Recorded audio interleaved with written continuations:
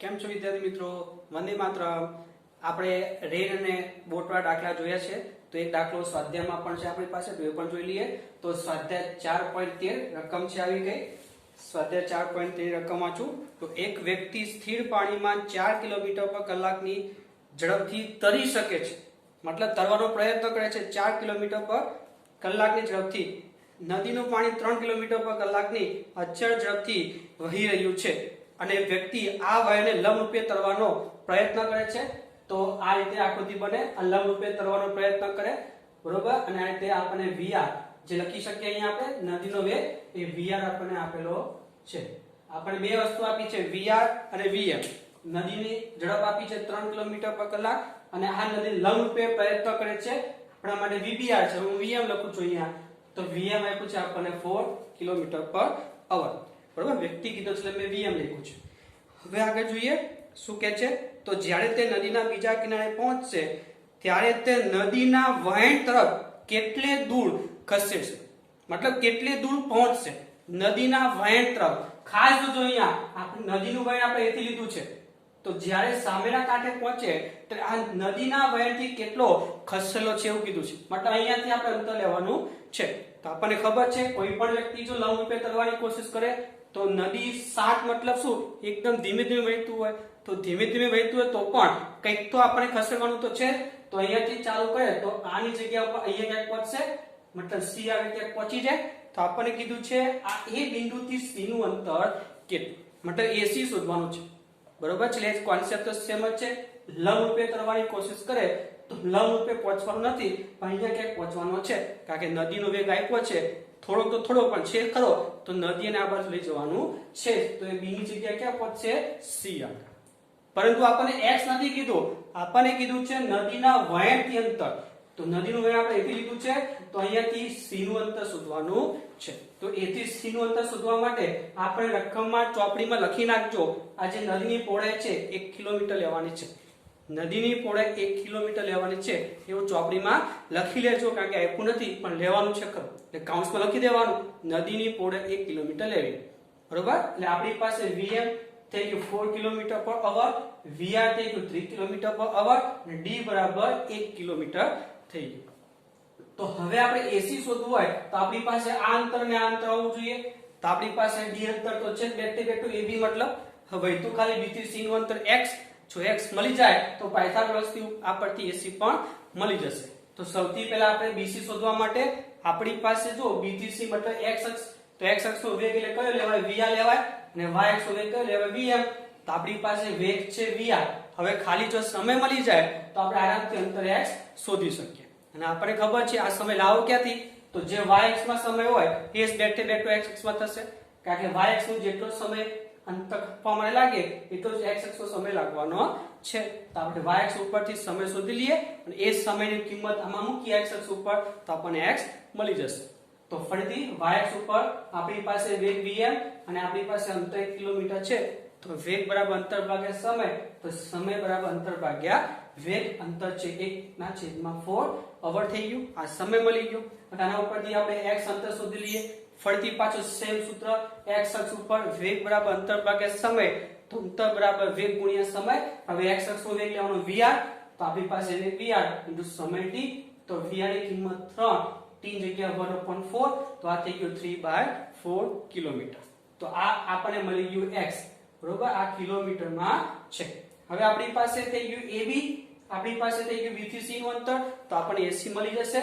તો શું લખી શકીએ? પાયથાગોરસ ઉપરથી ac નો વર્ગ બરાબર ab નો વર્ગ વત્તા bc નો વર્ગ. તો ab નો વર્ગ એટલે d નો વર્ગ અને bc નો વર્ગ એટલે x નો વર્ગ.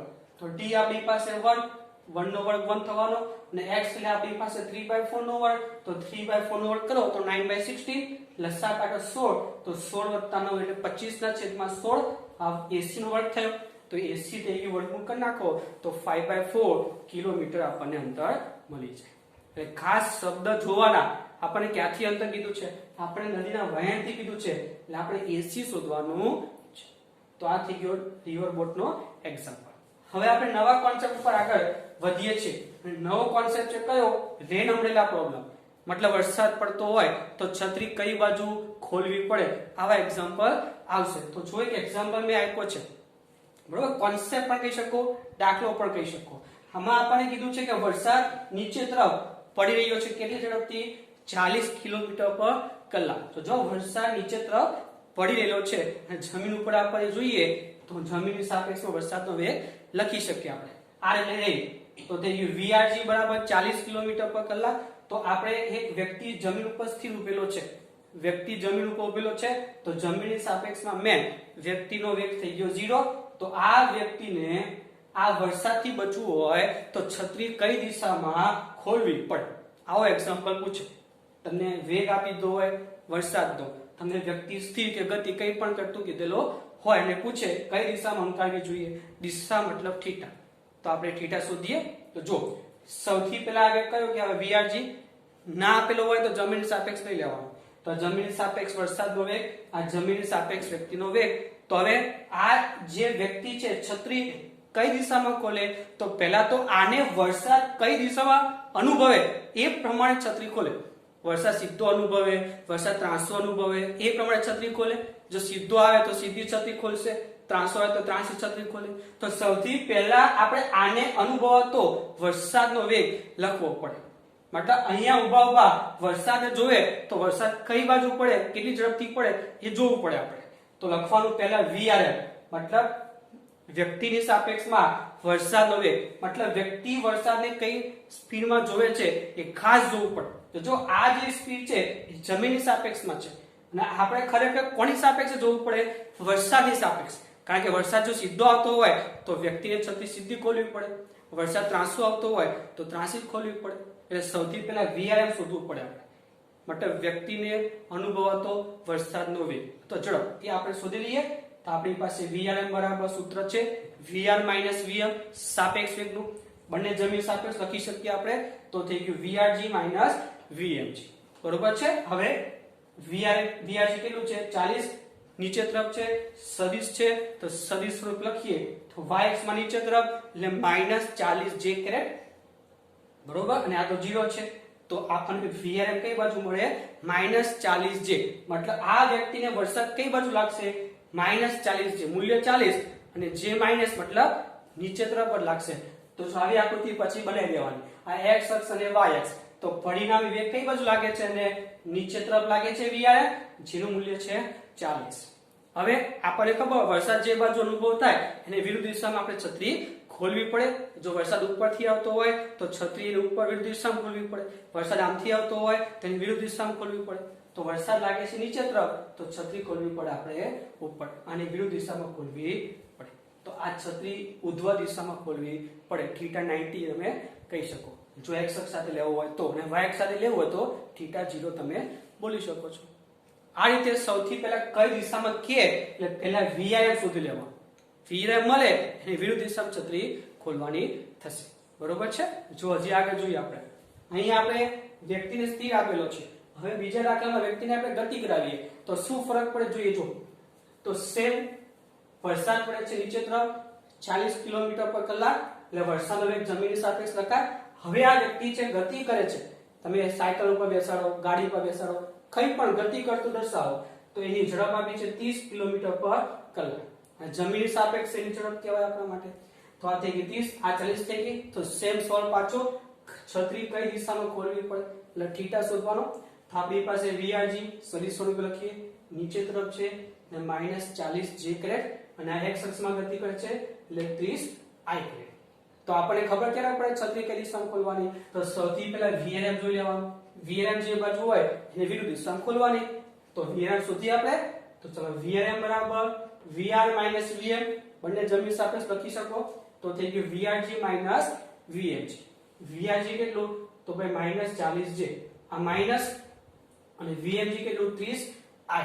મતલબ તમારી જે પરિણામી જે ઝડપ થાય આ વ્યક્તિને જે વરસાદ દેખાય એ -40 j અને -30 i દિશામાં મળે. તો આના ઉપરથી પછી આપણે આકૃતિ બનાવી દેવાની x અક્ષ ને y અક્ષ ઉપર. તો જો x અક્ષ કેટલો છે -30 એટલે આ બાજુ અને y અક્ષ કેટલો છે -40 તો કઈ બાજુ આવે નીચે તરફ. તો -30 અને -40 એનો પરિણામી થઈ ગયો આપણો VRM. આ તેના ઘટકો થાય ને, પરિણામી થઈ ગયો VRM. અને x ઘટક -30 અને y ઘટક -40, તો ઘટકો દોડીને પરિણામી VRM શોધી લેવા. તો આ થઈ ગયો VRM ની દિશા. તો છત્રી કઈ બાજુ ખોલવી પડે? આ VRM ની વિરુદ્ધ દિશામાં. તો VRM છે આમ, તો છત્રી આપણે આમ ખોલવી પડે, જે y અક્ષ સાથે θ ખૂણો બનાવે છે. તો આ દિશામાં છત્રી ખોલવી પડે. તો જો અહીંયા θ હોય તો અહીંયા પણ θ જ થાય. તો θ કેટલા શોધવાનો? જો અહીંયા આ સદિશ 30 છે, તો તમે અહીંયા 30 લખી શકો અહીંયા.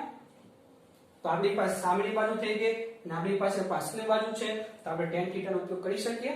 30/40 એટલે 3/4, તો θ થઈ ગયો 37, મતલબ y અક્ષ સાથે 37 અંશના ખૂણે છત્રી ખોલવી પડે, જેથી વરસાદ એને નડે નહીં. તો અહીંયા સુધી પૂછી શકે. પછી એક્સ્ટ્રા કઈ પૂછવું તો શું પૂછી શકે? કે આ વ્યક્તિને વરસાદ કેટલી ઝડપથી પડતો દેખાય, મતલબ VRM. આ વ્યક્તિને વરસાદ કેટલી ઝડપથી પડતો દેખાય, મતલબ વ્યક્તિની સાપેક્ષમાં વરસાદની ઝડપ. તો આના ઉપરથી મૂલ્ય મળી જાય. મૂલ્ય એટલે ઘટકોના વર્ગોનો સરવાળો. x અક્ષ ઘટક -30 નો વર્ગ અને y અક્ષ ઘટક -40 નો વર્ગ. 900 અને 1600 2500 નો વર્ગ થયા 50. એટલે પૂછે તો 50 કિલોમીટર/h કહી શકો તમે. તો જો ધ્યાનથી તમે અહીંયા બંને કિસ્સામાં અહીંયા આપણે VRM કેટલું મળ્યું? તો અહીંયા VRM મળ્યું 40 છે, બરોબર. વરસાદ પડતો તો 40 અને VRM પણ 40 છે. અહીંયા વરસાદ પડતો તો 40 પણ આપણે VRM લેવું 50. મતલબ જો વ્યક્તિ ગતિ કરતો હોય તો વરસાદ જે ઝડપથી પડે એના કરતા વધારે ઝડપ આપણને અનુભવાય. પણ જેને વ્યક્તિ સ્થિર હોય તો જે વરસાદ પડે છે એ ઓરિજિનલ આપણે ઝડપ અનુભવાય, બેઠે બેઠી ઓરિજિનલ આવે. પણ જો અહીંયા વ્યક્તિ ગતિ કરતો હોય તો વરસાદની જે સ્પીડ હોય એના કરતા આપણને વધારે સ્પીડ અહીંયા દેખાય છે. એટલે આ અનુભવ તમે કરેલો હશે ચોમાસામાં. જો તમે ઊભા હોય તો વરસાદ જેટલી સ્પીડમાં આવે એ જ બેઠો અનુભવો. તમે બાઇક ઉપર જતા હોય તો તમને એવું લાગશે કે વરસાદ જોરથી પડે છે, પણ પડે છે ધીમો હોય. પણ વરસાદ તમે ગાડીમાં જતા હોય એટલે તમને વધારે પડતો અનુભવાય. કારણ શું છે? આ કે તમે જો ગતિ કરતા હોય તો સાપેક્ષ વેગના કોન્સેપ્ટથી જે તમને અનુભવાતો વેગ હોય વરસાદનો એ વધી જાય, જે ઓરિજિનલ એના કરતા. તમે સ્થિર હોય તો એ જ અનુભવાય, પણ તમે બાઇક ઉપર જતા હોય તો તમને વધારે ઝડપ અનુભવાશે. એનું રીઝન છે હજુ નોટ લખી છે મેં. જો વ્યક્તિ સ્થિર હોય તો વરસાદ ઉપરથી આવે એવું લાગે, સીધે સીધું. આ જ એક્ઝામ્પલ. પણ જો વ્યક્તિ ગતિ કરતો હોય તો વરસાદ θ ખૂણે લાગે, તથા θ ખૂણે તો લાગે જ આ રીતે, પણ એ વરસાદની ઝડપ કરતા વધારે ઝડપ અનુભવશે. જે બાઇક ચાલક હશે એને વરસાદ કેવો અનુભવાશે? જે ઓરિજિનલ વરસાદની ઝડપ છે આપણી કઈ હતી 40, એના કરતા વધારે સ્પીડમાં અનુભવ થશે. એટલે અનુભવ તમે કરેલો હશે, બરોબર છે. નેક્સ્ટ જોઈએ ઉદાહરણ નંબર 4.6. તો રકમ જોઈએ આપણે ઉદાહરણ નંબર 4.6 ની. શું કહે છે ઉદાહરણ નંબર 4.6? તો રકમ છે શિરોલંબ દિશામાં 35 મીટર પર સેકન્ડના વેગથી વરસાદ પડી રહ્યો છે. શિરોલંબ એટલે ઊભી, બરોબર. તો આ ઊભી દિશામાં વરસાદ 35 મીટર પર સેકન્ડ, અહીંયા એકમ લખી દઉં, મીટર પર સેકન્ડની ઝડપથી પડતો દેખાય છે. કોઈ મહિલા પૂર્વથી પશ્ચિમ દિશામાં 12 મીટર પર સેકન્ડ ની ઝડપથી સાયકલ ચલાવી રહી છે. પૂર્વથી પશ્ચિમ, તો આ બાજુ પૂર્વ તો આ બાજુ પશ્ચિમ ધારીએ. તો કોઈ મહિલા પૂર્વથી પશ્ચિમ એટલે આ બાજુ, એટલે મહિલાની ઝડપ આપી છે આ બાજુ 12 મીટર પર સેકન્ડ. આ મહિલા માટે, બરોબર, ચલાવી રહી છે. તો વરસાદથી બચવા માટે તેણીએ કઈ દિશામાં છત્રી રાખવી જોઈએ? વરસાદથી બચવા માટે એને કઈ દિશામાં છત્રી રાખવી જોઈએ? મતલબ θ પાછો સેમ. તો સૌથી પહેલા આપણે શોધવાનું શું? આ દરેક દાખલામાં મેં કીધું સૌથી પહેલા એ વરસાદ એને કઈ ઝડપથી અનુભવાય એની ઝડપ શોધવાની. મતલબ વ્યક્તિની સાપેક્ષમાં વરસાદની ઝડપ. અહીંયા વ્યક્તિ મહિલા છે તો મહિલાની સાપેક્ષમાં વરસાદની ઝડપ આપણે શોધી લઈએ પહેલા. તો આપણી પાસે VRG નીચે તરફ એટલે -35 છે અને VMG બંને જમીન સાપેક્ષ જ આવવાના છે, તો થઈ ગયું -12 I ગ્રેડ. તો આના ઉપરથી VRM શોધીએ આપણે. તો VRM એટલે મહિલાની સાપેક્ષમાં વરસાદની ઝડપ is equal to VRG minus VMG. તો VRG -35, જો આ માઇનસ અને VMG નો માઇનસ એ પ્લસ થશે 12I, તો થઈ ગયું 12I -35J. હવે આને આપણે આ રીતે દોડીએ, પ્લોટિંગ કરીએ x અને y અક્ષમાં. તો શું કરીએ આપણે? જો આ 12I પ્લસ છે એટલે એક ઘટક આ બાજુ 12 થઈ ગયો પ્લસ, અને આ છે -35J એટલે y ઘટક માઇનસમાં છે તો આવશે નીચે તરફ. તો આ થઈ ગયો +12, આ થઈ ગયો -35. આ બે ઘટકો છે તો પરિણામી આપણો આ થઈ ગયો VRM. બરોબર, તો VRM આ બાજુ, તો વિરુદ્ધ દિશામાં આપણે છત્રી ખોલવી પડે, તો છત્રી આ બાજુ ખોલવી પડે, જે y અક્ષ સાથે θ ખૂણો બનાવે છે. તો અહીંયા θ, તો અહીંયા θ. તો આના ઉપરથી ફરીથી સેમ કોન્સેપ્ટ, આપણી પાસે 12 છે તો આને આપણે 12 લખી શકીએ. તો ફરીથી પાછું tan θ બરાબર સામેની બાજુ છેદમાં પાછળની બાજુ, સામેની બાજુ 12 છેદમાં પાછળની બાજુ 35, તો ભાગાકાર થશે 0.34 29. અને log ટેબલ તમને જોતા આવડે છે તો 10 માં log ટેબલ જોઈ લેવાનું, 0.34 29 નજીક વાળું તો આવશે 18 ડિગ્રી ને 56 મિનિટ. આ દિશામાં છત્રી ખોલવી પડે ને હંમેશા θ આપણે y અક્ષ સાથે આ દાખલામાં લઈએ છીએ, લખી દેવાનું નીચે સિદ્ધલંબ સાથે 18 ડિગ્રી ને 56 ખૂણે છત્રી ખોલવી પડે. જો x અક્ષ સાથે ખૂણો લેવો હોય તો આ જે θ મળ્યો છે 90 માઈનસ કરી દેવાનો, x અક્ષ સાથેનો ખૂણો પણ મળી જાય. જે તમને પૂછેલો હોય એ θ શોધી લેવાનો. બરોબર છે, એટલે સિમ્પલ દાખલા છે. તમે હવે લખી લો. ચાલો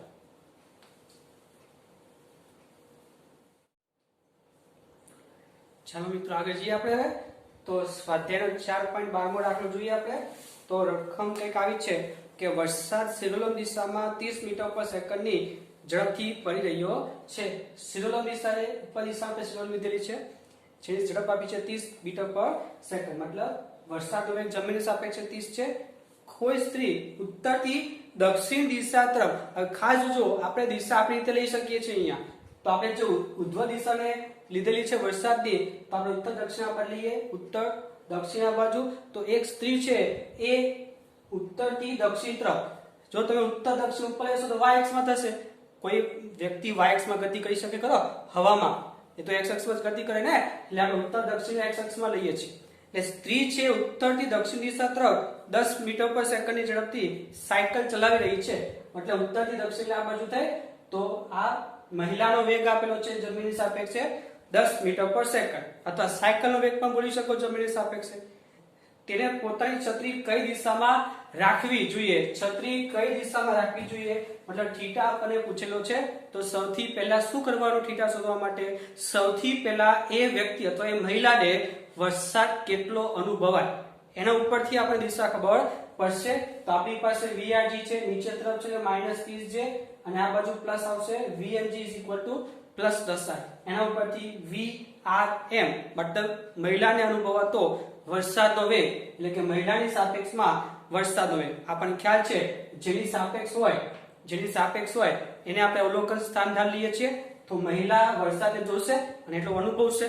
તો શું લખી શકો? VRM બરાબર VRG માઈનસ VMG. VRG ની કિંમત -30 છે, માઈનસ VMG ની કિંમત 10. આ માઈનસ વચ્ચેનું છે એટલે થઈ ગયું -10i -30 છે. આ થઈ ગયો જે મહિલા છે, જે સ્ત્રી છે, એ જે સાયકલ ઉપર જાય છે એના વડે અનુભવાતો વરસાદનો વેગ. જો મૂલ્ય શોધવું હોય તો મૂલ્ય પણ મળી શકે, વર્ગમૂળમાં ઘટકોના વર્ગોનો સરવાળો. તો -10 નો વર્ગ થાય 100 અને -30 નો વર્ગ થાય 900, એટલે થઈ ગયો 1000. 1000 નું વર્ગમૂળ કાઢો તો 10 વર્ગમૂળમાં 10 મીટર પર સેકન્ડ. તો દિશા દોરી આપણે VRM ની x ને y દોરીને. તો જોજો x અક્ષમાં -10 એટલે x માઈનસમાં છે આ બાજુ થયું, અને જે માઈનસ તો 30 આવશે નીચે તરફ માઈનસ, તો 10 આ 30, તો પરિણામી VRM કઈ બાજુ મળે? આ બાજુ વચ્ચે આપણને મળે. તો VRM જે બાજુ છે એની વિરુદ્ધ દિશામાં છત્રી ખોલવી પડે, તો છત્રી અહીંયા ખોલવી પડે જે y અક્ષ સાથે θ ખૂણો બનાવે છે. આ 10 ને આપણે નીચે લખી શકીએ. તો આ 10 થઈ ગયું સામેની બાજુ અને આ 30 થઈ ગયું પાછળની બાજુ. તો tan θ બરાબર સામેની બાજુ છેદમાં પાછળની બાજુ લખી શકીએ ને. આ જે 10 છે ને આપણે અહીંયા લખી દઈએ. તો સામેની બાજુ થઈ ગઈ 10 અહીંયા, અને 30 થઈ ગઈ પાછળની બાજુ. તો tan θ બરાબર 1/3 0.3333. log ટેબલમાં જોજો તો તમને θ મળશે 18 ડિગ્રી અને 26 મિનિટ જેટલો મળી જશે. એનો મતલબ વરસાદની દિશા સાથે, વરસાદ આપણે આ દિશામાં રહેલો છે તો વરસાદની સાથે આટલા અંશના ખૂણે છત્રી ખોલવી પડે. એકદમ સિમ્પલ દાખલા છે મિત્રો. જો હજી નેક્સ્ટ જોઈએ આપણે. આવો કોઈ આપણી પાસે દાખલો છે. હમણાં સુધી દાખલામાં આપણે વરસાદને y અક્ષમાં ધારતા હતા. હવે એવું બની શકે કે વરસાદ θ ખૂણે તમને આપેલો હોય, તેમાં પણ શું થાય જોઈએ આપણે. તો જો વરસાદ આપ્યો છે θ અંશના ખૂણે, વરસાદ આમ પડે છે જે x અક્ષ સાથે 37 અંશના ખૂણે પડે છે, અને એની ઝડપ આપી છે 50 કિલોમીટર પર અવર. તો વરસાદથી બચવા માટે મહિલાને છત્રી કઈ દિશામાં ખોલવી પડે? તો ફરીથી પાછો કોન્સેપ્ટ એ જ છે, બરોબર. મહિલાને સ્પીડ પણ આપી છે 40 કિલોમીટર પર અવર, તો થીટા ખૂણે વરસાદ પડે છે અને મહિલાની ઝડપ આપી છે અને આપણે કીધું છે કે છત્રી કઈ બાજુ ખોલી. કોન્સેપ્ટ તો એ જ છે, છત્રી ખોલવા માટે સૌથી પહેલા VRM શોધવું પડે. તો આપણે VRM શોધવા માટે પહેલાના ઘટકો લખી દઈએ. તો આ 37 અંશના ખૂણે છે, આપણું મૂલ્ય છે 50. તો આ થીટા ખૂણે 37, તો જે અક્ષમાં થીટા હોય તે cos લેવાય. તો આ થઈ ગયું 50 cos 37 અને આ ઘટક થઈ ગયો 50 sin 37. cos 37 એટલે 4/5, તો આ 10 અને 4 શું થઈ ગયું 40 અને આ ઘટક sin 37 મતલબ 3/5, તો આ 10 અને 3 મતલબ 30. તો મતલબ જે આપણે VRG ધાર્યો છે નો x ઘટક થઈ ગયો 40, y ઘટક થઈ ગયો 30. તો VRG લખી શકીએ આપણે 40i caret minus 30j caret, અને એવું જ VMG આપણને x અક્ષમાં છે તો એ થઈ ગયું 40i. તો હવે શોધી લઈએ આપણે VRM. મહિલાને અનુભવાતો વરસાદનો વેગ is equal to VRG minus VMG. VRG ની જગ્યાએ 40i માઈનસ 30j અને VMG is equal to 40i. તો 40 કેન્સલ થઈ જાય તો વધે ખાલી 30j. મતલબ મહિલાને વરસાદ કઈ દિશામાં લાગશે? નીચે તરફ લાગશે, માઈનસ છે એટલા માટે. અને મૂલ્ય 30 લખી શકો તમે કિલોમીટર પર અવર. હવે દિશા મળી ગઈ VRM ની, નીચે તરફ છે VRM, તો ઓબ્વિયસલી છત્રી ક્યાં ખોલવી પડે? ઉપર ખોલવી પડે. મતલબ છત્રી ઉર્ધ્વ દિશામાં ખોલવી પડે. ખબર પડી ગઈ અહીંયા આપણને. જો થીટા લખવું હોય તો y અક્ષ સાથે 0 ખૂણો થઈ ગયો, કારણ કે છત્રી y અક્ષ ઉપર છે, તો થીટા 0 લખી શકો લખવું હોય તો. તો આ રીતે તમે કોઈ પણ વરસાદ ટ્રાન્સફર પડતો હોય કે સીધો, કોન્સેપ્ટ એક જ છે કે VRM શોધીને પછીની વિરુદ્ધ દિશામાં છત્રી ખોલવી પડે. તો જો ટ્રાન્સફર હોય તો ઘટકો આવે અને સીધું હોય તો સિમ્પલ એક જ યાં આવશે. બરોબર છે? તો આ થઈ ગયો આપણો દાખલો. હવે નેક્સ્ટ દાખલો જોઈએ આપણે. તો જો થોડો મસ્ત દાખલો છે આ. તો એક વ્યક્તિ સમક્ષિતિજ રોડ પર 8 કિલોમીટર પર કલાકની ઝડપથી દોડે ત્યારે તેનો વરસાદ ઉર્ધ્વ દિશામાંથી પડતો દેખાય. મતલબ કોઈ વ્યક્તિ હોય એ આ x દિશામાં 8 ની સ્પીડમાં જતો હોય તો વરસાદ એને ક્યાં લાગે? ઉર્ધ્વ દિશામાં લાગે. બરોબર? પછી તે તેની ઝડપ 12 કિલોમીટર પર કલાક જેટલી વધારે છે. મતલબ પહેલા 8 ની સ્પીડમાં દોડતો હતો, હવે દોડે છે 12 ની સ્પીડમાં, જેથી વરસાદ ઉર્ધ્વ દિશા સાથે 30 અંશના ખૂણે પડતો દેખાય. પહેલા સીધો લાગતો હતો, હવે 30 અંશના ખૂણે લાગશે. તો રોડની સાપેક્ષે વરસાદની ઝડપ અને વરસાદની દિશા શોધવાની છે. રોડ એટલે જમીન, જમીનની સાપેક્ષે વરસાદ કેટલી સ્પીડમાં પડે છે એ અને એની થીટા મતલબ દિશા શોધવાની છે. બરોબર? તો હવે જોજો ધ્યાનથી. અહીંયા આપણને પહેલા વરસાદ ઉપર અને પછી ત્રાંસો, એવું આપણે બે અલગ અલગ કિસ્સા આપેલા છે. તો સૌથી પહેલા આપણે ઉર્ધ્વ દિશા માટે શોધીએ. ધારો કે વરસાદ કોઈ થીટા ખૂણે પડે છે એવું ધારીએ આપણે. આ ધારો કે વરસાદ ત્રાંસો પડે છે એવું ધારીએ. કારણ કે આપણે વરસાદનો વેગ જાણવો હોય તો બંને કિસ્સામાં અલગ અલગ છે. તો આપણને ખબર નથી ખરેખર વરસાદ કઈ બાજુ પડે છે. આપણે વરસાદનો વેગ શોધવો છે ને, વરસાદની ઝડપ કેટલી, તો આપણને ખબર નથી ખરેખર વરસાદ ક્યાં પડે છે. તો બે અલગ કિસ્સા છે કે પહેલા ઉર્ધ્વ અને પછી ત્રાંસો. હજી આપણને પ્યોર એક્ઝેક્ટ ખબર નથી એટલે આપણે ધારી લઈએ છીએ કે ત્રાંસો પડે છે. જો સીધો પડતો હશે તો કોઈ ઘટક 0 થઈ જશે. ધારો કે આપણે ત્રાંસો લઈએ છીએ પણ જવાબ આપણને સીધો y અક્ષમાં મળશે તો ઓટોમેટિક x ઘટક 0 થઈ જવાનો છે. એટલે આપણે ધારવાનું ત્રાંસુ, પછી જે ઘટક મળે એ કરો. તો ત્રાંસુ ધાર લઈએ તો આ થઈ ગયો વરસાદ. ત્રાંસુ ધાર્યો આપણે તો વરસાદનો એક ઘટક થઈ ગયો x ઘટક અને બીજો થઈ ગયો વરસાદનો y ઘટક. આ બે ઘટક શોધવાના છે એટલે વરસાદ આપણને વેગ મળી જશે. તો સૌથી પહેલા વરસાદ ઉર્ધ્વ દિશામાં દેખાય તો વ્યક્તિ દોડે છે 8 ની સ્પીડમાં અને વરસાદના બે ઘટક rx અને ry. તો આ વ્યક્તિને માત્ર y ઘટક જ અનુભવે છે, કારણ કે લખ્યું છે કે વરસાદ ઉર્ધ્વ દિશામાં દેખાય છે. મતલબ વ્યક્તિ દોડતો હોય ને તો એને ખાલી વરસાદ y માંથી આવતો એવું લાગે, પણ ખરેખર એનો એક્સિયમ પણ છે. તો એક્સિયમ કેમ અનુભવ નહીં કરતો હોય? તો આવું ત્યારે જ બને કે જ્યારે એનો એક્સિયમ કેન્સલ થઈ જાય. જો કોઈ વ્યક્તિ કોઈ એક દિશામાં અનુભવતો હોય વેગ કે ઝડપ જે પણ હોય, બરોબર, તો એની બીજી જે અક્ષ છે એ કેન્સલ થવી જોઈએ, તો જ એ ખાલી y અક્ષનો અનુભવ કરશે. કે એક્સિયમ 0 થઈ જવો જોઈએ. તો જોજો અહીંયા, તો આની ઝડપ 8 છે તો આની x ઘટકની ઝડપ શું થવી જોઈએ જેથી કેન્સલ થઈ જાય? -8 થઈ જવી જોઈએ. મતલબ આની વિરુદ્ધ દિશામાં આપણે લખી લેવાનું -8 એટલે ફરીથી કહું છું સૌથી પહેલા એવું કે છે કે વરસાદ ઉધ્વ દિશામાંથી પડતો દેખાય હવે ખરેખર વરસાદ આપણે આમ થયેલો છે તેને બે ઘટક મળવા જોઈએ અને વ્યક્તિ જાય છે 8 ની સ્પીડમાં પરંતુ 8 ની સ્પીડમાં દોડે ત્યારે વ્યક્તિને માત્ર વરસાદ y અક્ષમાં જ દેખાય છે x અક્ષમાં દેખાતો નથી તો x અક્ષમાં ક્યારે ન દેખાય જ્યારે એનો x ઘટક શૂન્ય હોય તો આ બે ભેગા થઈને એનો x ઘટક શૂન્ય કરી દે તો જ આ x ઘટક કેન્સલ થઈ જાય ખાલી y ઘટક મળે જે વરસાદ ઉત્તર દિશામાં થઈ જશે તો આવું જ્યારે પણ કીધું હોય ખાલી ઉત્તર દિશામાં દેખાય છે તો x અક્ષના ઘટક કેન્સલ કરવા અને ખાલી x અક્ષ ઉપર દેખાતો હોય તો y અક્ષના ઘટક કેન્સલ કરવા તો કેન્સલ કરવા માટે આ વ્યક્તિની તરફ 8 હોય તો આની તરફ આપણે વિરુદ્ધ દિશામાં આપી દેવાની થશે શું લખી શકીએ આ vrx બરાબર 8 થઈ ગયો એટલે x ઘટક તો મળી ગયો વિરુદ્ધ દિશામાં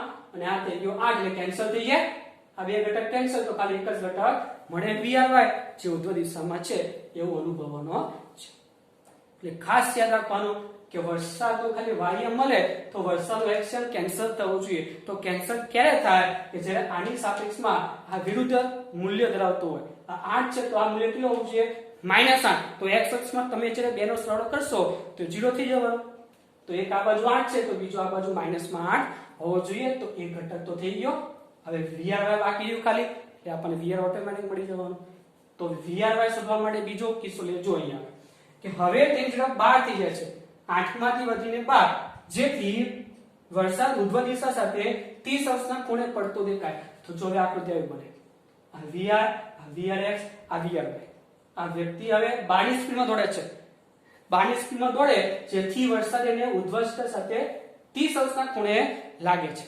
બરોબર તો જો આ vry શોધવાનો છે vrx કોના ઉપરથી મળી ગયો તો આપણને વિરુદ્ધ દિશામાં તો તમારો વ્યક્તિ 12 સ્પીડમાં દોડે છે અને vrx આ બાજુ 8 છે તો આ થઈ ગયો આપણો 8 ને આ થઈ ગયું 12 તો x અક્ષ ઉપર લખવું હોય પરિણામી ઝડપ તો શું લખાય 12 8 બરાબર 4 કારણ કે આનો પણ x ઘટક તો છે જ ને આ 22 સ્પીડમાં જાય છે અને x ઘટક તો 8 મળ્યો છે વિરુદ્ધ દિશામાં તો આ બાજુ 12 અને વિરુદ્ધ દિશામાં 8 તો પરિણામી x અક્ષમાં ઘટક શું મળ્યો 4 મળ્યો અને vr હવે આપણે શોધવું છે θ 30 આપેલો છે હવે આ જે 4 છે એને આપણે અહીંયા લખી શકીએ તો tan θ બરાબર સામેની બાજુ 4 અને પાછળની બાજુ vry તો tan 30 બરાબર 4 ના છેદમાં vry તો 1/√3 4/vry અને ઉપરથી vry કેટલું મળે 4√3 km/h તો આપણી પાસે vrx થઈ ગયો vry પણ મળી ગયો તો પરિણામી શું લખી શકો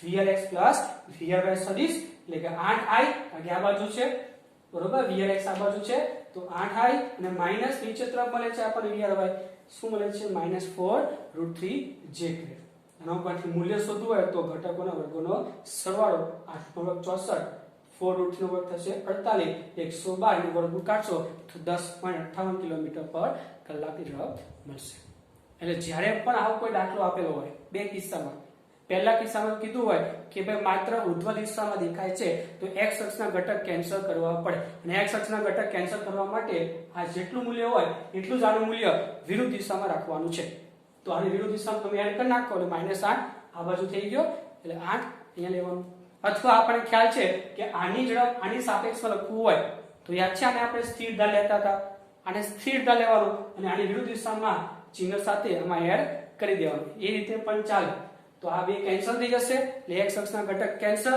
તો ખાલી y અક્ષના ઘટક આપણને મળશે જે ઉર્ધ્વ દિશામાં છે એટલે આપણને એક ઘટક તો મળી ગયો vrx હવે બીજા કિસ્સામાં vry કેટલા મળે કે ભાઈ જ્યારે આ 8 ની જગ્યાએ 12 ની સ્પીડમાં દોડે વ્યક્તિ ત્યારે θ 30 અંશનો ખૂણો મળે અહીંયા આપણને બરોબર તો આપણને ખબર આ 30 અંશનો ખૂણો આ vry પરંતુ હવે x અક્ષ ઝડપ શું લખાય તો x અક્ષમાં બે ઘટક એક આ અને બીજો ઘટક આ 12 ની સ્પીડ વાળો તો આ છે 12 અને આની વિરુદ્ધ દિશામાં તો 8 આ બાજુ તો x અક્ષનો ઘટક કેટલો થઈ ગયો 4 થઈ ગયો અને છેદમાં આ vry તો છે તો tan θ નો ઉપયોગ કરી લે vry શોધી લો અને પછી vry મળી જાય એટલે vr સદિશ બરાબર vrx સદિશ પ્લસ vry સદિશ લખી શકો અને એનું મૂલ્ય પણ શોધી શકો છો બરોબર તો આ રીતે આપણા આ 36 દાખલા ક્લિયર થાય છે બરોબર લખી લો ચાલો